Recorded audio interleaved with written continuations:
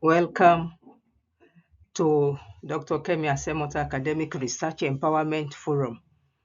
Today, I'm focusing on the universality of management principles versus practices.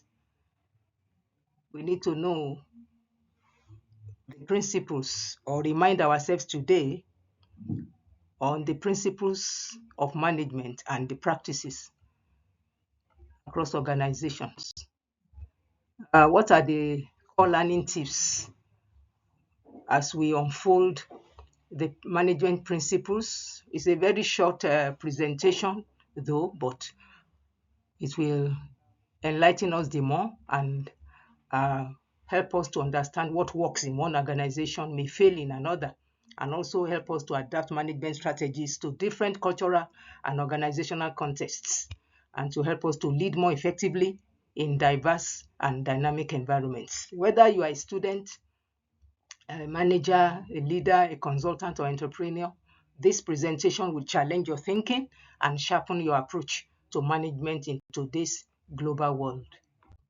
What are management principles? These are fundamental truths or foundational guidelines that guide effective management across all organizations, whether in Nigeria, South Africa, Kenya, the UK, the US, a church or a hospital or a multinational company or a manufacturing organization or industry. We don't just manage, but we manage wisely, contextually, and effectively. So this presentation will help us and sharpen our skills at the same time. What are core management principles? If we look at Henry Fayol, the traditional father of management, and also the father of modern management, Peter Drucker, both emphasize principles such as planning, organizing, leading, and controlling. These are basic core functions of management, and these are the principles that have been designed to guide managers, people, organizational managers, consultants to help in solving organizational problems and helping people managers as well to know how to manage people in different organizations. These principles are universal. Why are they universal? They are universal because every organization needs direction, every team needs coordination, every leader must make decisions, and every system needs accountability. No matter where we manage as consultants, entrepreneurs, as leaders, as managers, these fundamentals do not change. But what change? We will let's proceed to see what change. What are management practices? These are the actual ways managers, leaders apply these principles that we have mentioned, the core principles in real life situations. It's contextual, it is situational. So that's why you cannot adapt or use the hook, line, and sinker or the cookbook approach in managing organizations. The principles, they are constant, but practices are flexible. This is where differences appear because practices are shaped by culture, laws and regulations of the country, of the nation, and also the policies of the organization. Look at the economic and conditions, organizational size and structure, industry norms, the type of industry, the type of business, the people that you manage, the skills, the knowledge, the issue of the human factor phenomenon.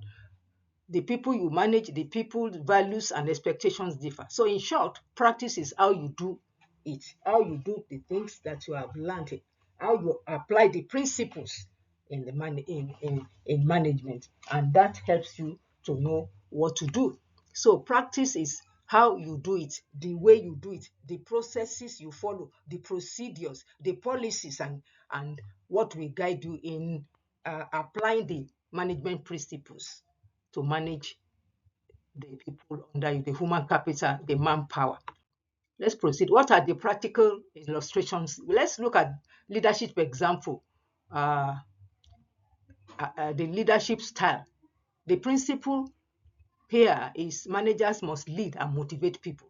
Managers must communicate. Leaders and managers must lead, motivate, communicate, appraise, and develop the people they manage. And the practices, for example, what are the practices that we can cite?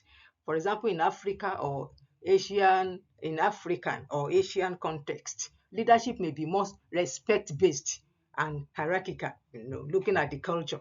But in Western organizations, if you look at the US or in other uh, advanced countries, leadership may be more participative and informal. So, same principle of leadership: to lead, to plan, to coordinate, to control, but different approaches, which is uh, dependent on the situation, the environment, the culture, the people, the size of the organization, the organization type, the business type, and so many other extraneous factors or variables that would impact or affect and affect the practices or the application of the principles that you want to apply.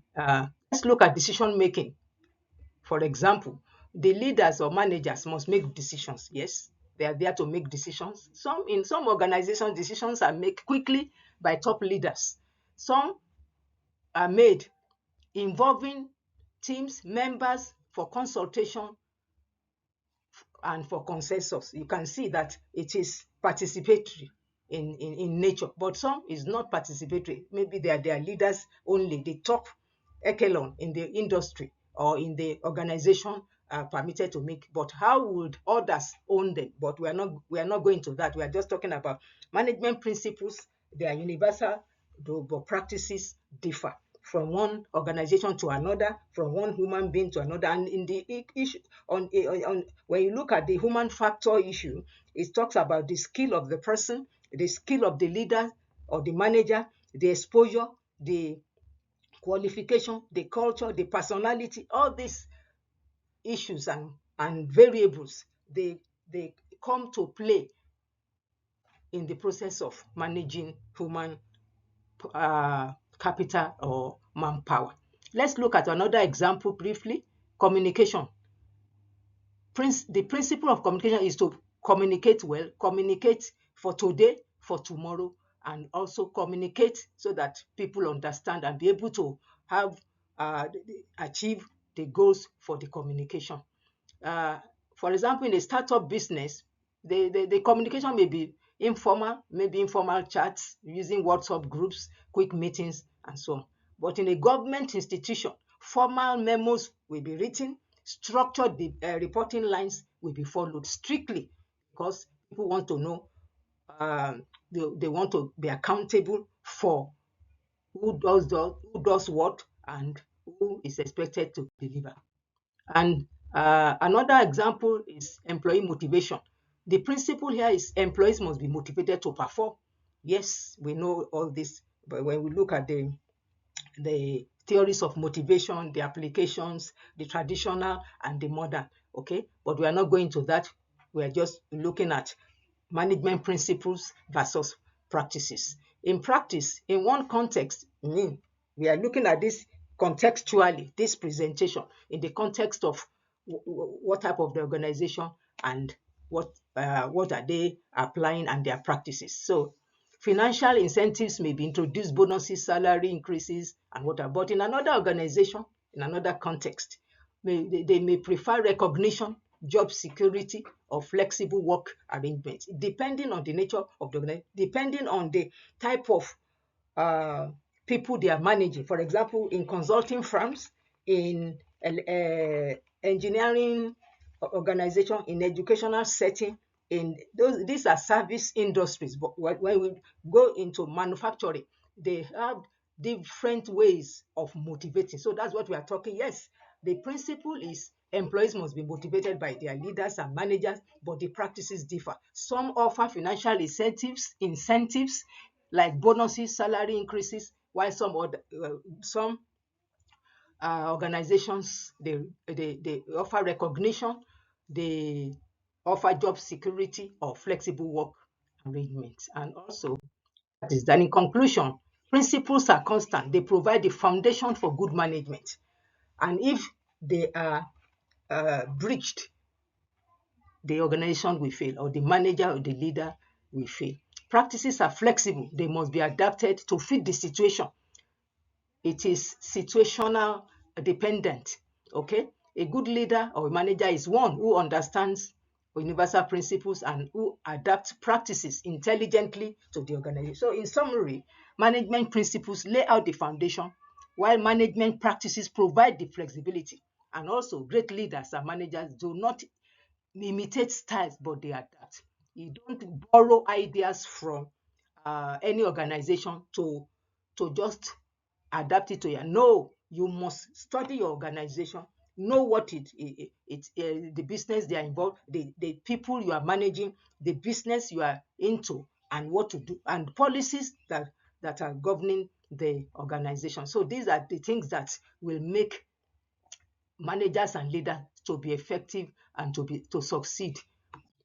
Thank you. I've come to the end of the presentation. It's a very short one, just to be able to differentiate between management principles and practices. Thank you. For consultation, this is my contact. Please like, share, comment, and subscribe. Thank you. I've come to the end.